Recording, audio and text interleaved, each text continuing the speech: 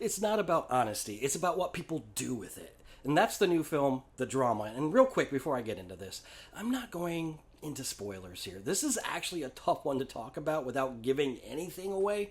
So just know I'm going to be very careful with how I approach it. Also, this is a dark comedy, and that tone matters. I think this film works. I think it's uncomfortable in the right ways, and I think it's going to hit people very differently. And I think it's built around one central idea that sticks with you. Does information change identity? This is directed by Kristoffer Borgli, who did Dream Scenario with Nicolas Cage, a film that explored how perception alone can reshape someone's life. You feel that same idea here, but this time it's more grounded and a little bit more personal, and honestly a little bit more dangerous depending on how you look at it. And with Ari Aster producing, makes complete sense. This sits right in that sociological space where the film is not trying to give you answers, it's putting something in front of you and forcing you to deal with your reaction to it. And the film starts in a way that almost lulls you in. You're watching Charlie, played by Robert Pattinson, and Emma, played by Zendaya, and it feels light. You see how they met, the first date, that awkward honesty, the charm, even that small lie just to start a conversation. It feels familiar. It feels safe. It feels like something you've either experienced or could experience, and that matters because it builds trust. You settle into thinking you know exactly what kind of film this is, and then one conversation on changes everything. Charlie and Emma are sitting at the table with Rachel and Mike, and they start talking about the worst thing they've ever done. And it starts exactly how those conversations always start.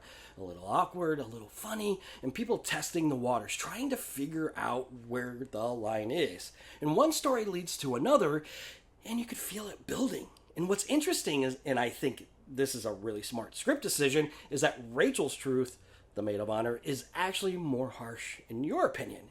It's the kind of story where the audience is not going to give her a pass. And that matters because it sets the tone early. It shows how quickly people judge and how firm those lines become once they're crossed. And then Emma shares something. From that moment on, the entire film shifts. And this is where the film becomes what it actually is. It's not about what she says, it's about what happens after she says it. Up until that moment, Emma is framed with empathy. You see it in how she interacts, how she carries herself, how she connects. There's a warmth there, there's an understanding there. But the second that information is out there, that perception disappears. People don't associate empathy with her anymore. That part of her is gone in the eyes of others, even though the experience itself may be part of what gave her that empathy in the first place. And that's the tension the film lives in, because now it's asking, does one piece of information override everything else? Does it erase who someone is now? Does it redefine them completely? And more importantly, who gets to decide that? Charlie starts to spiral, and it feels real. He's turning it over in his head, trying to make it fit into a version of Emma he thought he knew, and it doesn't fit. And at the same time, Emma's dealing with the shift and how she's being seen, not just by Charlie, but in general, and whether or not that perception is ever going to change. And that tension just builds, and some people are going to sit there and think, what's the big deal? Others are going to feel like the film itself is crossing a line. But the film doesn't care which side you land on. It cares about what happens when people react, because that's what drives everything. The fear, the judgment, the entitlement, the instinct to define someone based on a single moment. And at a certain point, the reactions become more dangerous than the original situation. The people reacting start to become the problem. And that's where the film flips it back onto you, because now you're not just watching what's happening, you're watching how people handle discomfort, or more accurately, how they fail to handle it. And it turns into a chain reaction of decisions that keep escalating. And this is where it hits, because the subject matter here borders on dangerous. It borders on careless, depending on how you look at it. And I think that's intentional, because it forces you to confront your own reaction. We like to think that we're desensitized. We see things every day. We hear things every day. We joke about them, and we move on. But once it's in front of you, once it's personal, and once someone in your life, you're not desensitized at all. You react, and how you react says more than anything else, because of your own skeletons in your closet. Your reaction is the confession.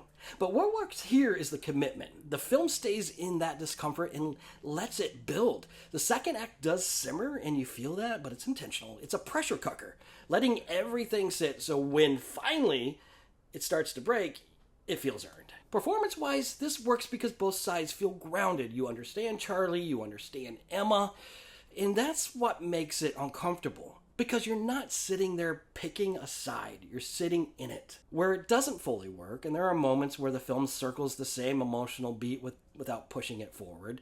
There's a stretch where Charlie is working through the same internal conflict without new layers being added, and you feel that repetition. But there are also moments where some reactions from supporting characters feel pushed a little harder than they should to move the things forward. It doesn't break the film, but it stands out. And one thing I'll say too, and I had a conversation with my wife about this film, she will never see this movie. This is not her type of film, and I know that, and if I'd taken her, she would have probably been out in 30 minutes. But we still had a really deep conversation about it, and what stood out is she didn't give the maid of honor a pass at all, but at the same time, she completely saw the unfairness and the hypocrisy and how everything plays out.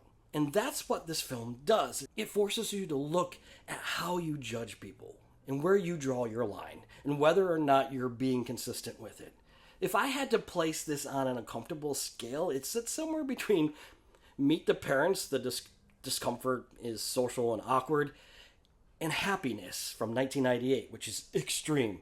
This lands right in the middle. It's uncomfortable, but it's controlled, and it knows exactly what it's doing. And I think it's going to hit people very differently. Some people are going to reject it, some people are going to lean into it, but either way, you're going to react.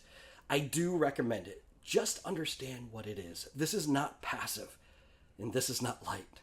I appreciate you going on this film journey with me. As always, be real. Hey, Are you serious?